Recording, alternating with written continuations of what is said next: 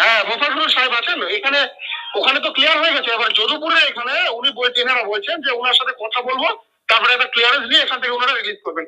তো কাইন্ডলি একটু কথা বলিয়ে দিন ওনাদের, যাতে এখানে সুষ্ঠুভাবে আমরা রুটটাকে ক্লিয়ার করতে পারি।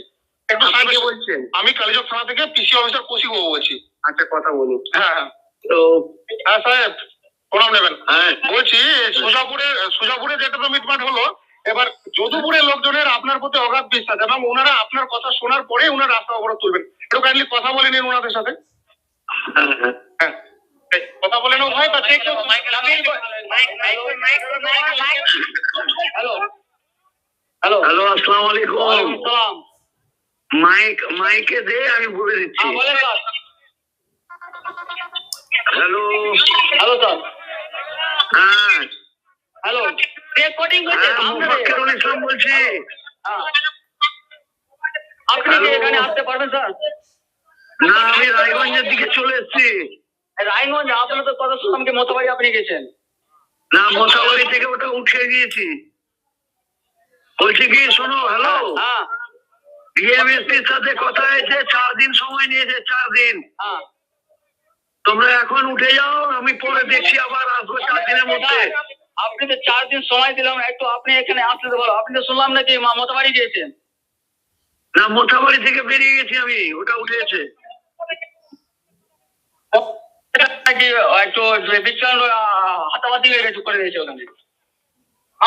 আমি শুনিনি আমরা এই প্রোগ্রাম চালাচ্ছি। না সুস্থভাবে উঠিয়ে দাও, হয়ে গেছে, বেশি করতে হয় না।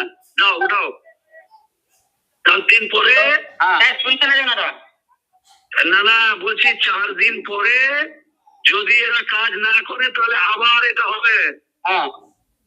এখন ডিএমএসপি কথা দিয়েছে, ভিডিও করে বলেছে ইনশাআল্লাহ হয়ে যাবে।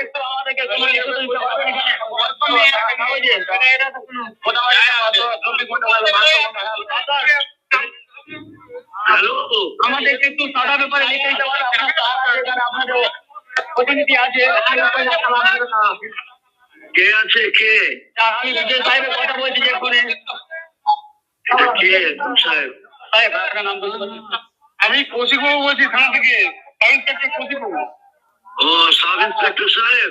হ্যাঁ ও কৌশিক বাবু ওনাদেরকে বলুন যে ডিএমএসপির সাথে কথা হয়েছে, 4 দিন সময় নিয়েছে, না হলে আবার যা হওয়ার হবে।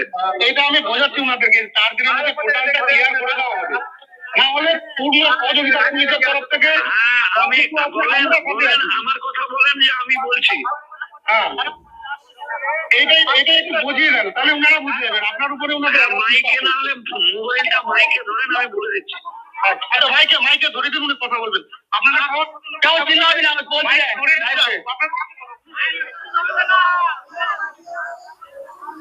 হ্যালো এই রেকর্ডিংটা আমি নিব।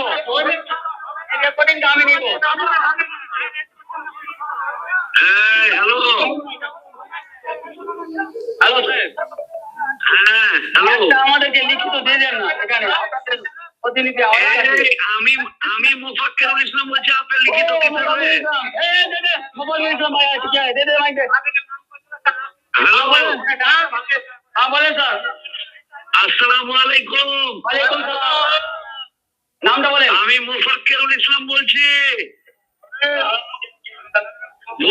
ডিএমএসপির সাথে কথা হয়েছে 4 দিন পরে, এরা যদি না উঠায় আবার হবে। বলেন স্যার। 4 দিনের মধ্যে ওনারা যদি সব ঠিকঠাক না করে তাহলে আবার হবে। তোমরা এখন ছেড়ে দাও। আমি যদুপুর অঞ্চল থেকে বলছি। হ্যাঁ আমি মোফাক্কেরুল ইসলাম বলছি। যে স্যার বললো, কারণ ওইখানে আমরা লিখিত পড়া করে নিয়েছি। এবার বারবার সবাইকে কেন দিবে? আমরা বলছি মানেই তো হলো দেবো। ঠিক আছে স্যার। হ্যাঁ ছেড়ে দাও। কাগজ পেয়েছো আপনি? আমাদের কাছে ডিএম অফিসে আপনি কাগজ পেয়েছেন স্যার? 4 দিনের মধ্যে 4 দিনের মধ্যে না হলে আবার আমি আসবো।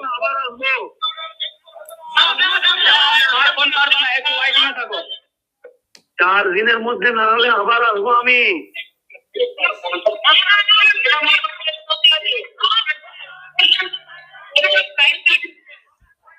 হ্যালো, 4 দিনের মধ্যে আবার আসবো যদি না হয়।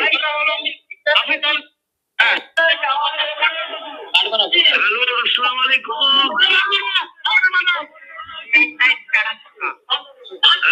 যেটা বলছি সেটা শোন, নিজে মাত্র বলস না।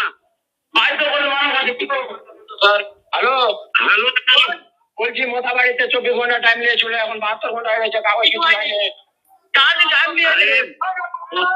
প্রত্যেকটার একটা সিস্টেম আছে। হ্যালো, হ্যাঁ বলেন। বলছি প্রত্যেকটার একটা সিস্টেম আছে, আমাদের আলোচনা হয়েছে, ছেড়ে দে এখন। আরে দাদা, এটা হবে না, বুঝতে পারলাম।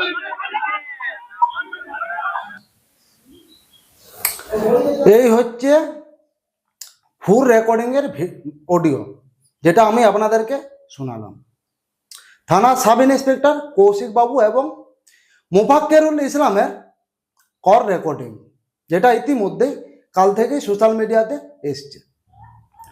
মানে যেদিন মোথাবাড়িতে ভিডিও অফিস ঘেরাও করা হয়, তার আগে কিন্তু আরও 3 জায়গায় হয়েছিল এইরকম আন্দোলন, যেটা রেকর্ডিংয়ে আমরা শুনলাম। সোচাপুরে, যদুপুরে এবং রায়গঞ্জ, তারপরে এই মোথাবাড়ি ভিডিও অফিসে। পুলিশ এইখানে মোফাক্কেরুল ইসলামকে বলছে যেন আন্দোলনটা তুলে নেয়, যেটা রেকর্ডিংয়ে শুনে আমরা বুঝলাম। এইখানে মানে একটা কথা বুঝতে পারছি, এই যে আগে 3 জায়গাতে এরকম আন্দোলন হয়েছে, তা সত্ত্বেও সেই দিনে সঙ্গে সঙ্গে কিন্তু ওনাকে অ্যারেস্ট করেননি। তারপর ওনাকে অ্যারেস্ট কোথায় করে, তিনি মুম্বাইতে যাচ্ছিলেন, মানে আমাদের পশ্চিমবঙ্গ ছেড়ে মুম্বাই পালিয়ে যাওয়ার সময় তাকে অ্যারেস্ট করা হলো। আর যেটা রেকর্ডিংয়ে আমরা বুঝতে পারলাম, আন্দোলনে যে সমস্ত মানুষ সামিল হয়েছিল, এনার উস্কানিতে যারা বেরিয়েছিল, এই যে সোজাপুর, যদুপুর এবং রায়গঞ্জ বা রায়পুর, এই সমস্ত জায়গায় যে সমস্ত মানুষ কিন্তু বেরিয়েছিল, ওনার কথা শুনতে হয়। রেকর্ডিংটা স্পষ্ট একদম শোনা যাচ্ছে। এবং মোফাক্কেরুল ইসলাম কি বলল, যে এখন যদি না হয় 4 দিন পর আরো করব। মানে ভাবতে একটা জিনিস খারাপ লাগছে, আমাদের রাজ্যের পুলিশের ভূমিকাটা কোথায় আপনারা বুঝতে পারছেন। মানে যে পুলিশকে দেখে মানুষের থরথর করে কাঁপা দরকার, যে পুলিশকে দেখে মানুষের স্যালুট করা দরকার, সেই পুলিশ মোফাক্কেরুল ইসলামকে মানে একজন ক্রিমিনাল বললেই তো চলে, এনাকে একজন উকিল বলাটা উচিত নয়। কারণ যে একসঙ্গে এত মানুষকে উস্কানি দিয়ে আন্দোলন সামিল করতে পারে, মানে আন্দোলন করাতে পারে, এবং ওই যে গাড়ির উপরে দাঁড়িয়ে যে ভাষণটা দিয়েছিল, লাগাম ছাড়া ভাষণ, মানে আগুনে ঘি ঢেলে দেওয়ার মতো ভাষণ দিয়েছিল, সেই সব ভাষণকে তো আর মানুষ সাধারণ বা নর্মাল চোখে তো আর নেবেন না। ওনার কথা শুনে 3 জায়গায় প্রথমে আন্দোলন যে হয়েছিল সেইখানে উঠে গেছিল, তারপর আবার মোথাবাড়িতে সে আন্দোলন হয়েছিল, তুলেছিল, ব্যাপারটা আলাদা। কিন্তু আবার যে মোথাবাড়িতে যে আন্দোলনটি করলো, ভিডিও অফিস ঘেরাও, এবং যে ভাষণটা তিনি দিয়েছিল গাড়ির উপরে, সেই ভাষণটা তো কোনো সাধারণ বা নর্মাল ভাষণ নয়, এবং সঙ্গে সঙ্গে পুরো সোশ্যাল মিডিয়াতে ভাষণটা ছড়িয়ে গেছিল। মানে এই সবের পরও পুলিশ কিন্তু সঙ্গে সঙ্গে কোনো স্টেপ নেয়নি। কারণ সেই দিন আরো যে 3 জায়গায় হয়েছিল, এই যে রেকর্ডিংয়ে আমরা যেটা শুনলাম, পুলিশ বলছে যেন তুলে নেয় ওই আন্দোলন, যেন সুষ্ঠুভাবে আন্দোলনটা তুলে নেয়। যখনই 2-3 জায়গায় তুলে নেয় আন্দোলন, তারপর কেন ব্যবস্থা নেয়নি? তারপর লাস্টে মোথাবাড়িতে একদম কেলোর কীর্তি হয়ে গেল। মানে আমাদের পুলিশ মুখ্যমন্ত্রী যিনি আছেন, ওনার কি অবদান বুঝতে পারছেন, সঙ্গে সঙ্গে কিন্তু স্টেপ নেয়নি। তারপর কি বলছে এই যে আমাদের মাননীয়, যে মোফাক্কেরুল ইসলামকে আমার সিআইডি অ্যারেস্ট করেছে, আমার সিআইডি ওনাকে ধরিছে, আমার পুলিশ ওনাকে ধরিছে, মানে এইরকম কথা বলছে। এবং বলছে যারা যারা এই মিম নেতাকে এখানে এনেছে এবং যারা যারা জড়িত আছে, মানে বিজেপি কংগ্রেসের নামে চালাতে চাইছে, সেই ভিডিও রেকর্ডিংটাও আমি আপনাদেরকে শোনাচ্ছি এবং ভিডিওটা আপনারা লাইভ দেখুন। তিনি কি ভাষণটা দিয়েছে, মানে কাল এবং পরশুর ভাষণ, ওইখানেই তিনি ভাষণটা দিয়েছে। শুনুন আগে ভাষণটা। কিন্তু মালদার মোথাবাড়িতে যে ঘটনা ঘটেছে, যে করেছে তাকে হাতে নাতে কে ধরেছে জানেন? আমাদের সিআইডি, অর্থাৎ লোকাল পুলিশ নয়, বাগডোগরা দিয়ে পালাচ্ছিল, মুম্বাই থেকে এসছিল, মুম্বাই থেকে বিজেপি ধার করে ওই মিমকে নিয়ে এসছে। আইএসএফ ওদের সাথে, কংগ্রেসেরও উস্কানি আছে আর বিজেপিরও উস্কানি আছে। বিহারে এরা ভোট কেটে বিজেপিকে জিতিয়েছিল বিজেপির টাকায়, আর কালকেও যে দাঙ্গা করেছিল পরশুদিন, সেটাও এরাই করেছিল। মনে রাখবেন, পরিকল্পনা করে, পরিকল্পিত করে এনআইএ আসার আগে আমাদের সিআইডি, যেটা এখনো আমি দেখি সেই সিআইডি ইলেকশন কমিশনের আন্ডারে পড়ে না, সেই সিআইডি তাকে গ্রেপ্তার করেছে বাগডোগরা থেকে, আসল কালপিটকে। কোনো অশান্তির মধ্যে যাবেন না, ওদের প্ল্যান হচ্ছে অশান্তি পাকিয়ে এলাকা থেকে 30-40 জন ছেলেকে তুলে দেবে। দেখে দেখে যেটা করেছে মালদার ঘটনায়, যে দোষ করেছে তুমি তার বিরুদ্ধে অ্যাকশন নাও। তুমি নির্দোষী লোকেদের কেন গ্রেপ্তার করছো? এনআইএ কার হাতে? মোটা ভাইয়ের হাতে। কি বললো? এনআইএ কার হাতে? মোটা ভাইয়ের হাতে। মানে কার কথা বলছে আপনারা বুঝতে পারছেন? বলছে এনআইএ কোনো কিছুই করতে পারেনি। এনআইএ তো এখনো পর্যন্ত কাউকে অ্যারেস্ট করেননি। তিনি গভীরে ঢুকোর চেষ্টা করছে, একদম মূল পর্যন্ত উপড়ে ফেলতে চায় মেনকে, আসামি। কিন্তু এই মোফাক্কেরুল ইসলাম মুম্বাই যখন যাচ্ছিল সেখান থেকে অ্যারেস্ট করা হয়। কেন? যেদিন ঘটনাটা ঘটে বুধবারে 3 জায়গায় তো হয়েছিল, পুলিশের যে কথোপকথন রেকর্ডিং আপনারা শুনলাম, কেন সেই দিনে ওনাকে অ্যারেস্ট কেন করেনি সঙ্গে সঙ্গে? কেন? আমাদের পশ্চিমবঙ্গে কি পুলিশ ফোর্সের অভাব? মানে আজব কথা। এবং মানুষকে কেমনভাবে ভুল ভ্রান্ত বুঝাচ্ছে সেটাও আপনারা শুনলেন। বলছে আমার সিআইডি ওনাকে অ্যারেস্ট করেছে, এনআইএ কোনো কিছুই করতে পারেনি। এনআইএ এখনো পর্যন্ত তদন্ত চালাচ্ছে, মূল গভীরে ঢোকার চেষ্টা করছে। এইটাই হচ্ছে ভিডিও বন্ধুরা।